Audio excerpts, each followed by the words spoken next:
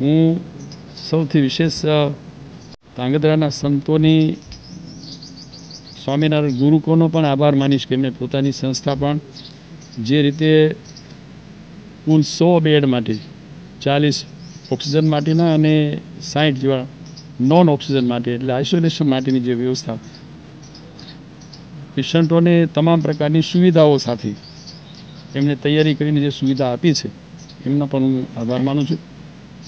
વિશેષ આભાર તો ભગવાનનો કુદરતનો પણ માનીએ કે એમાં 40 બેડ જે ઓક્સિજનની હતી એમાંથી અત્યારે 11 પેશન્ટ જેવા હવે રહ્યા છે.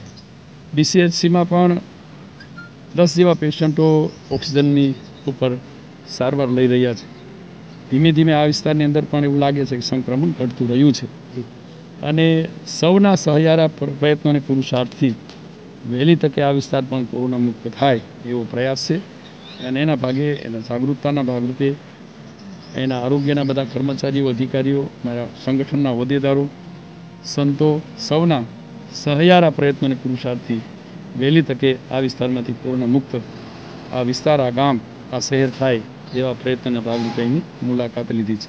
અત્રે માનનીય પ્રભારી મંત્રી સાહેબની મુલાકાત પછી આ પ્રસંગ ઊભો થયો છે અને કેટલીક બાબતો મારે જાહેરમાં કબૂલ કરવી છે. આજે પ્રથમ લહેરમાં જ્યારે ધાંગધ્રા તાલુકાની અંદર કોવિડ કેર સેન્ટરની વ્યવસ્થા ઊભી કરવાની થઈ ત્યારે રામસ્વામી તરફથી અમને ઓફર મળેલી કે અમારા ત્યાં આપ કોવિડ કેર સેન્ટર સ્થાપિત કરી શકો છો. એ વખતે લહેરની ગંભીરતા ઓછી હોવાના કારણે અમે તે વસ્તુ કરી શકેલ નહીં.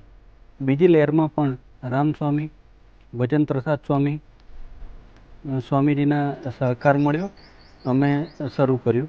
આ વખતની લહેર મિત્રો આપ જાણો છો તે થોડીક ગંભીર છે. ઓક્સિજન સહિતની ઘણી બધી સમસ્યાઓ થઈ. તંત્ર વતી જે કંઈ થઈ શકે એ તમામ પ્રયત્નો થયા, પરંતુ એક સેન્ટર તરીકે અથવા એને સ્થાપિત કરવા માટે સ્વામીજીનો જે સહકાર મળ્યો એ અવર્ણનીય છે. હું સીધી વાત કરું તો 100 પેશન્ટ માટે 60 નોન ઓક્સિજન અને 40 ઓક્સિજન બેડની વ્યવસ્થા કરી. પ્રથમ વખત ઉપયોગમાં લેવાનાર આ બિલ્ડિંગ હતું. પ્રથમ વખત એમણે દાન આપ્યું આ રીતે. એટેચ સંડાસ બાથરૂમવાળા રૂમ હતા. બીજું દર્દીઓને જમવાની વ્યવસ્થા સવાર સાંજ, એની સાથે આવેલા સગા સંબંધીઓને પણ જમાડવાની વ્યવસ્થા. અડધી રાતે અમારે ઓક્સિજન સિલિન્ડર ભરવા માટે સુરેન્દ્રનગર ખાતે વાહનની જરૂર પડે, ડ્રાઈવરની જરૂર પડે, તો પોતાનું વાહન પોતાના ડ્રાઈવર અડધી રાતે ફોન કરો ત્યારે ફોન સ્વીકારીને આ વ્યવસ્થા પૂરી પાડી. હજુ પણ એટલી જ હકારાત્મકતાથી અમને સહકાર આપી રહ્યા છે.